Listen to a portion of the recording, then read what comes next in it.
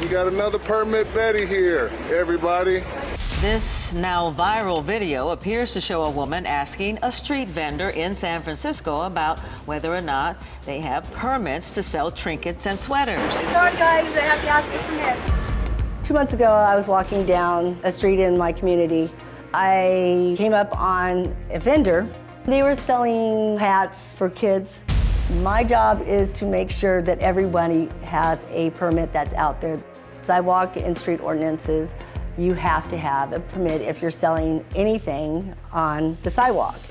I don't know if she had a permit because the guy all of a sudden came out of nowhere, and I just kept on hearing, here we go, here's another Permit Betty. She's got to mess with people that just trying to make a living. It was a black man that racially profiled me.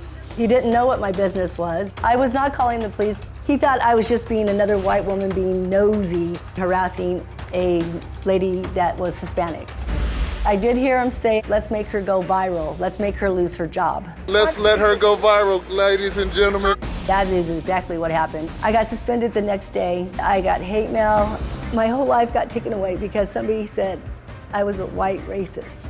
The white privilege movement was definitely a key factor in what happened to me. The white privilege movement is dividing us. Well, Renee is joining us today with her attorney, Greg Winter. We always hear the term guilt by association, but there's another concept that bothers me that's guilt by accusation that has nothing to do with what actually happened, just by accusation. Is that what happened here? That's exactly what happened. I was actually calling one of our community guides to come over and to discuss the permit process with her. So, but can I offer her something? Talking about white privilege is not dividing us. It's having an honest, truthful conversation because you don't heal what you don't acknowledge. Hold on a minute. And this isn't to attack. This is just to say something. I certainly appreciate. I can certainly appreciate what you've been through, but I'd like to point out that my client didn't do anything wrong.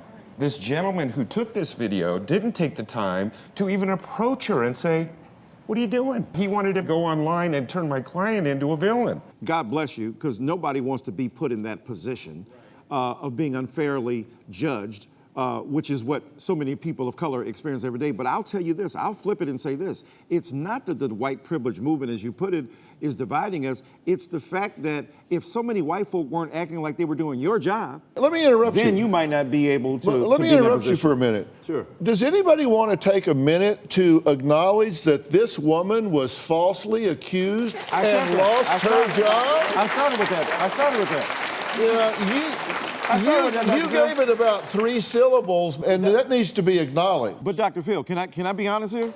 Can I be honest? Let me say, if we're going to be honest, partly your response is indicative of a kind of white privilege that the anger is directed toward. And I began by saying nobody wants to be in that position. Many people of color are. That's the kind of thing I think we have to address.